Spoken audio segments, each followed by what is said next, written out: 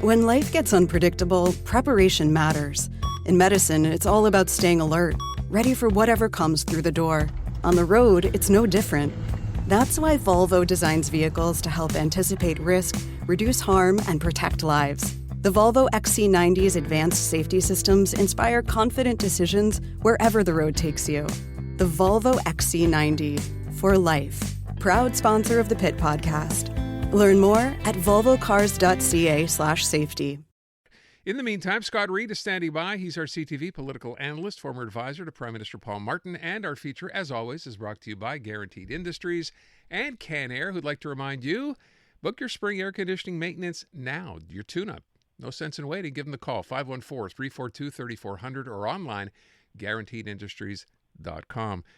Scott, I mentioned the Artemis flight today. I think a lot of people are kind of excited about this. It's nice that we have a Canadian on board. I was kind of surprised, though, and maybe, I guess, if you've been around long enough and you've seen these things, even though they haven't been to the moon in 50 years, did you hear how many people have actually made a trip to be there at Canaveral to see this thing launch? I think I might. I think I saw a report that said 400,000 people. Isn't that crazy? Is that the number you're thinking of? Yeah. I'm shocked that I'm all, like, if it wasn't for Trump, I'd be one of them. Like, I am absolutely jacked about this thing. I am so excited. I'm definitely watching the launch. I've been thinking about it all day. I've been talking about it for weeks. And so let me ask you a question. How do you think you would be in a weightless environment? Do you think you would, like, slip through the air like a dolphin, or do you think you would, like, just, like, bump into everything like a big clumsy uncle who's had too much to drink after Thanksgiving? Well, I was good at clumsy uncle till you involved everything else in it. But no, I think it'd be kind of rough at the beginning. I think you get the hang of it pretty quickly, though, don't you? I suppose. Being weightless? I mean, yeah. I really, this to me, it absolutely takes me back to like grade 5 when I was a kid. Like, this is like, it rings my bell. It captures my imagination. It lights my spark. I love it, and I'm so excited, and I can't wait for it to happen, for it to be a success, and then 2 years from now, we get to land people on the moon again. Yeah. I'm like all for it. Let's go. Let's rip through the solar system. Does this usher in a new generation of space travel? Because I said the thing that's amazing to me is, and I remember as well being a kid, I remember the original moon landing in the summer of 1969. And then to read today, this is the first time we've been back in like 50 years. I'm like, what happened? When did we lose sort of this, this excitement over being out in space? And I know it's about money and it's about we are no longer competing with the Russians. But I don't know, it seems like something we gave up on far too soon. No kidding. But even at the time, if you go back and look at the history of it, it became unpopular. Like, people didn't bother to tune into the programs when there would be a launch. They didn't pay any attention to it. Politicians would actually get elected and draw votes by like crapping on NASA and saying, what's the point of this? I'll tell you one of my seminal, I'm a little younger maybe. I don't remember 1969. I was only a year old. But I remember all of us being gathered in the school gymnasium, and they put up on the big screen the space shuttle. Right. And That was a big thing because it's like, well, we can have a teacher on it and all this and all this. And I remember my grade 11 geography teacher, when it occurred, we didn't quite know what had happened. And we're looking at it, and, he sort of looked at the teacher next to him and he said, what the F happened? Like, what's what am I watching? What just occurred? So anyway, terrible memory. Put that out of our line. Tonight's going to be a great success. And yeah, I'm like you. I'm like, this is going to revitalize the. I hope so. Fingers crossed.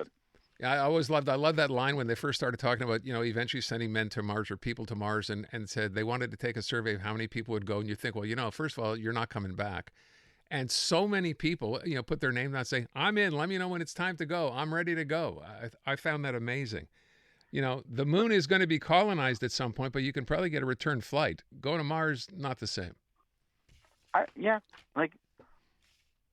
Once my kids are out of the house, I'm like, Mars, that's as good as anything, I don't know what the real estate values are. Yeah. I don't know how the mortgage works, but I'm all for it. I'll grow my own potatoes. Let me move on and talk about the other story here today. In the midst of all this, and in the midst of the Iran war situation, where we don't know from day to day whether the U.S. is going to get out, wants to get out, have the Iranians negotiate it, and what's Donald Trump doing? He's going to address the nation tonight. What are you expecting from this? That's a bunch of bravado, a bunch of rhetoric, bunch of assertions you can't believe, but it's fundamentally a retreat. This is kind of what I always thought was going to happen. He blundered in there. Here's my genuine theory on what occurred, and I don't think it's much of a theory. I think this is, pretty much conventional wisdom. I think that his son-in-law, Kushner, and Witkoff, his rep, I think that they're talking to the Israelis, and the Israelis said, we know that a whole bunch of the Iranian leadership's meeting, like, in this house tomorrow at 7 p.m. We can, wipe them out. Let's go. Let's go in there. And they got all excited and all caught up, and they didn't do the obvious responsible thing of saying, okay, but then what happens then? No, don't worry about it. We got, tons of firepower. We'll just blow them to hell and back. Okay, sure. And then what happens with the Strait of Hormuz? And you know that presidential White Houses have been doing war games on this for 50 years. Yeah. And it always ends with the Strait of Hormuz. And now here we are. So it was always going to end with Donald Trump retreating. He'll have accomplished nothing. He will actually not replace the leadership. We are going to end up with more expensive oil.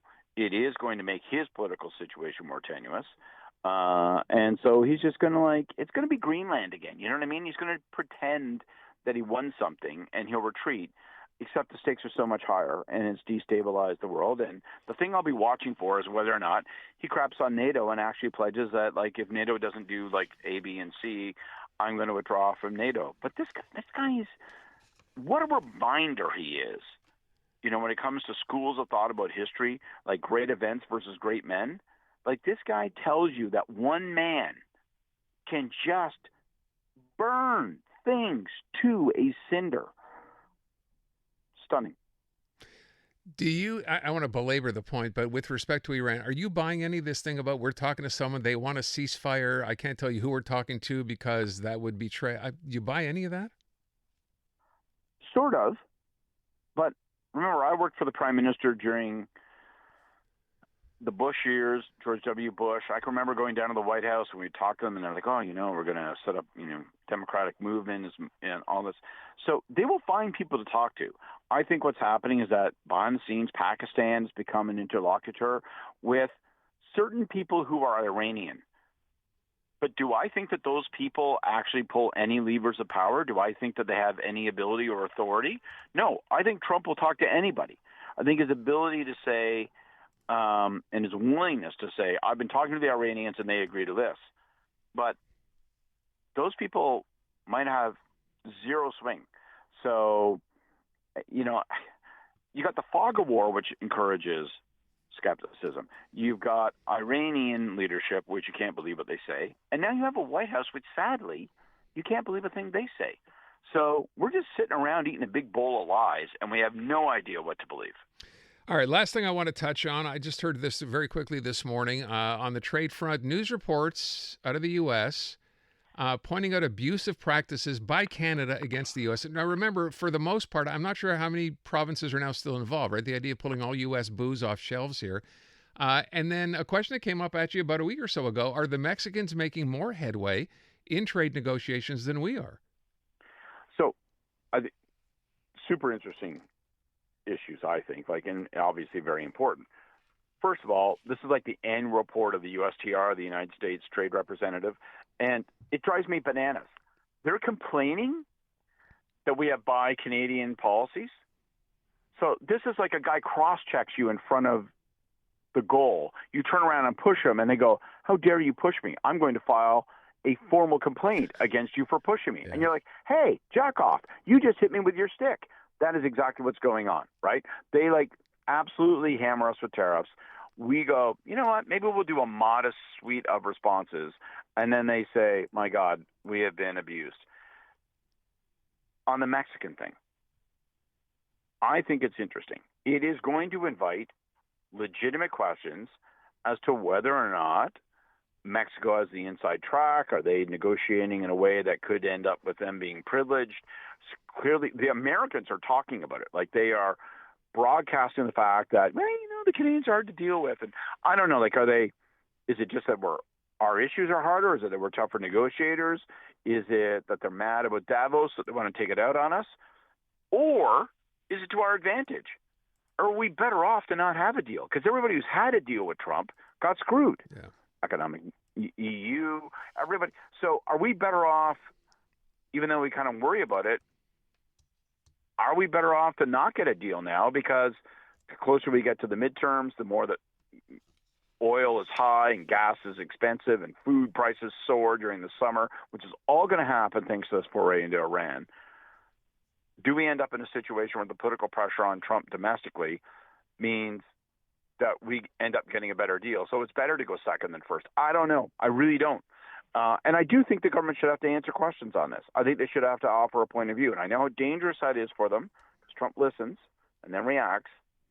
But we shouldn't be sitting around in the dark, you know. All right.